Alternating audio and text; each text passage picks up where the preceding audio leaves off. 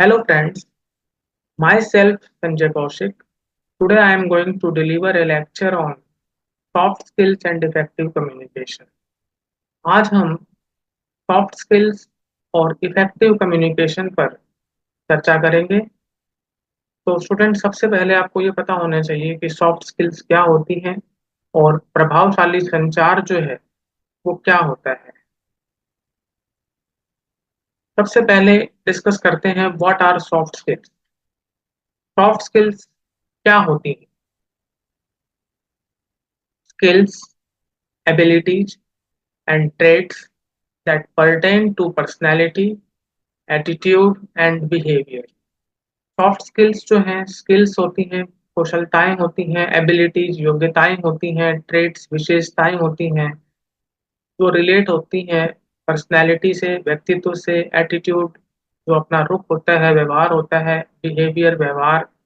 तो इस तरह से जो है ये चीजें जो हैं होती हैं सॉफ्ट स्किल्स। सॉफ्ट स्किल्स को हम पीपल स्किल्स भी कहते हैं और इमोशनल इंटेलिजेंस भी कहते हैं। सॉफ्ट स्किल्स को जो है पीपल स्किल्स के नाम से भी जानते हैं और इमोशनल इंटेलिजेंस के नाम से भी जानते हैं। Soft skills are set of personal attribute that help people interact effectively with others in a professional setting. They are a set of personal attributes that help people interact effectively with others in a professional setting. ये मैंने अभी आपको बताया कि essentially people skills, soft skills जो हैं essentially people skills हैं, social skills हैं, कम्युनिकेशन स्किल्स हैं, कैरियर एट्रीब्यूट्स हैं and the non technical personality specific skills. Soft skills जो हैं अगर हम देखें तो पीपल स्किल्स हैं, सोशल स्किल्स हैं, कम्युनिकेशन स्किल्स हैं। पीपल स्किल्स लोगों की स्किल्स, सोशल स्किल्स सामाजिक स्किल्स, कम्युनिकेशन स्किल्स संचार स्किल्स, कैरियर एट्रीब्यूट्स कैरियर से संबंधित एट्रीब्यूट्स और नॉन टेक्निकल होती हैं सॉफ्ट स्किल्स, ये टेक्निकल नहीं होती और पर्सनैलिटी स्पेसिफिक स्किल्स होती हैं सॉफ्ट स्किल्स। अब बात करते हैं हम हार्ड स्किल्स की। Whereas hard skills are more along the lines of what might appear on your resume, your education, experience and level of expertise. जो हार्ड स्किल्स होते हैं, जबकि हार्ड स्किल्स जो होती हैं वो आपके रिज्यूमे में अपीयर हो सकती हैं, जैसे आपने उसमें डिटेल देंगे अपनी एजुकेशन शिक्षा के बारे में, एक्सपीरियंस अनुभव के बारे में और आपका जो विशेषज्ञता का जो लेवल है वो क्या है। दस हार्ड स्किल्स आर फॉर्मल और टेक्निकल नॉलेज। इस तरह से जो हार्ड स्किल्स हैं वो औपचारिक और तकनीकी ज्ञान है। तो हार्ड स्किल जो है वो जॉब रिलेटेड हो सकती हैं, जबकि जो सॉफ्ट स्किल्स होती हैं वो जॉब रिलेटेड नहीं होती। तो होप आपको जो है इतना जो है क्लियर हो गया होगा। आगे बढ़ते हैं नेक्स्ट स्लाइड पर। Skills that qualify as soft skill, वो स्किल्स जो सॉफ्ट स्किल्स के रूप में क्वालिफाई करती हैं। सबसे पहले डिस्कस करते हैं communication skills, oral and written. Communication skills oral और रिटन, मौखिक और लिखित। कम्युनिकेशन सबसे पहले क्या होता है ये आपको पता होना चाहिए।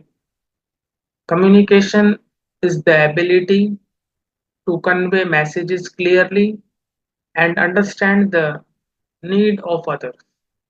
कम्युनिकेशन एबिलिटी है मैसेज को कन्वे करने की साफ तरीके से और दूसरों की नीड को समझने के बारे में, तो ये कम्युनिकेशन है। तो ये कम्युनिकेशन स्किल्स ओरल भी हो सकती हैं और रिटन भी हो सकती हैं। आप ओरल भी कम्युनिकेशन कर सकते हैं, रिटन में भी कर सकते हैं। नेक्स्ट चलते हैं इंटरपर्सनल स्किल्स। अब इंटरपर्सनल स्किल्स क्या होती है?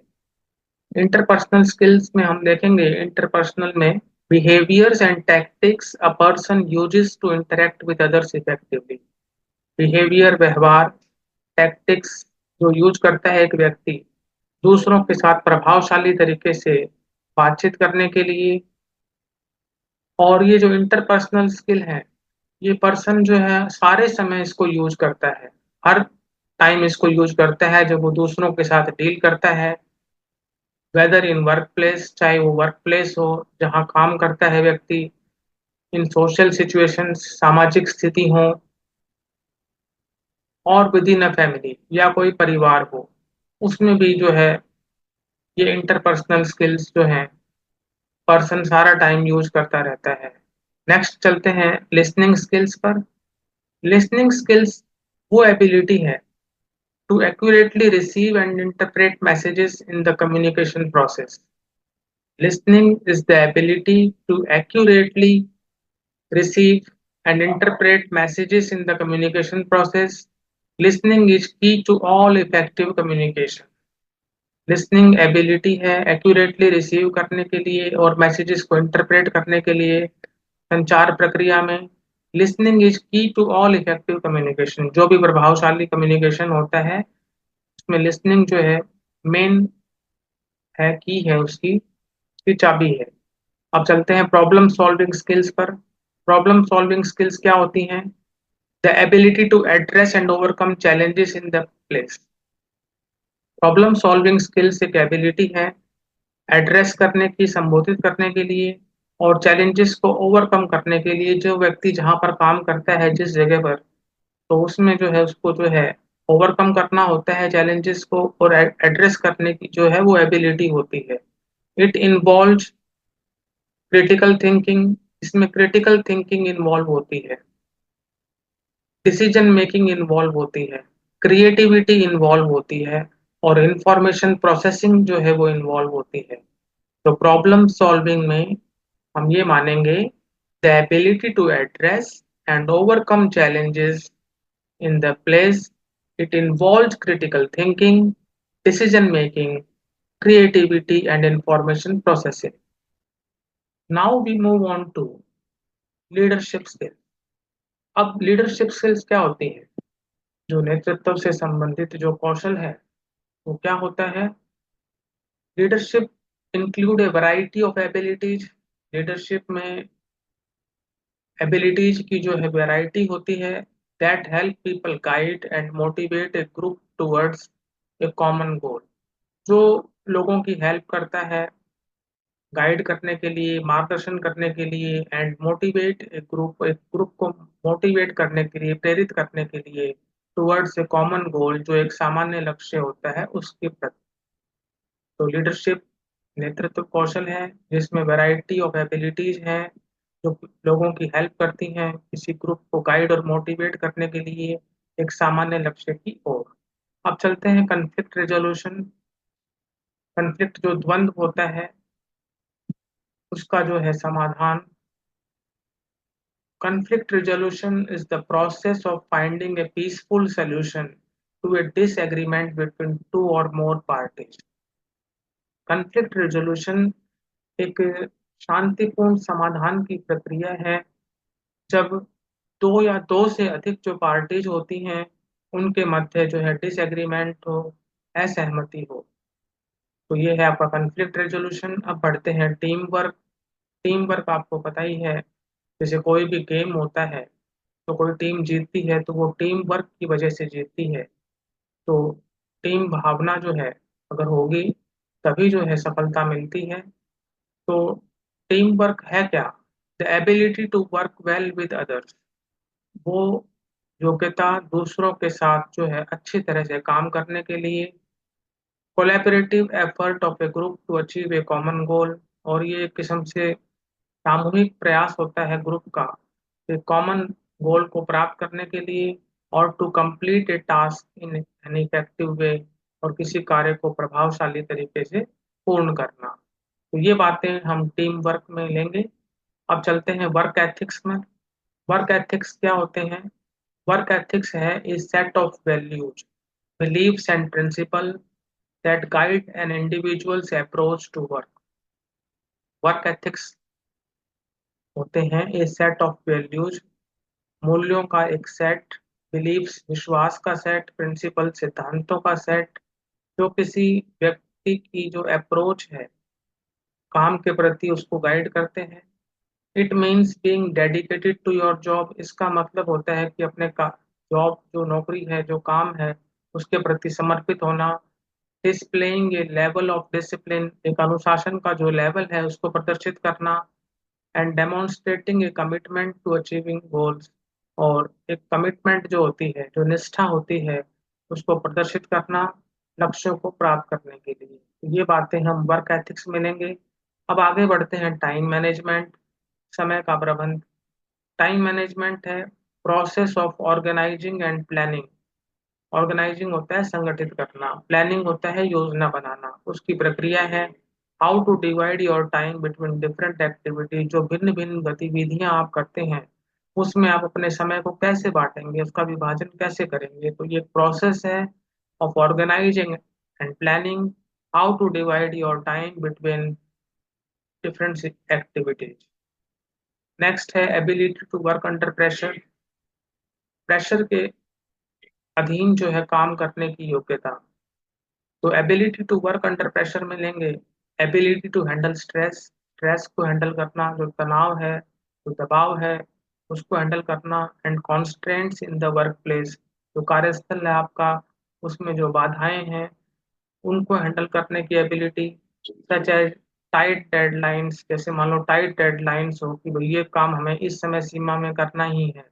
अनएक्सपेक्टेड चैलेंजेस, कई बार ऐसी चुनौतियां आ जाती हैं जो कि आप उम्मीद ही नहीं कर सकते। और हाई स्टेक्स एनवायरनमेंट, या एनवायरनमेंट जो है वो हाई स्टेक वाला हो, तो इन सभी में जो है आपकी एबिलिटी होनी चाहिए काम करने की।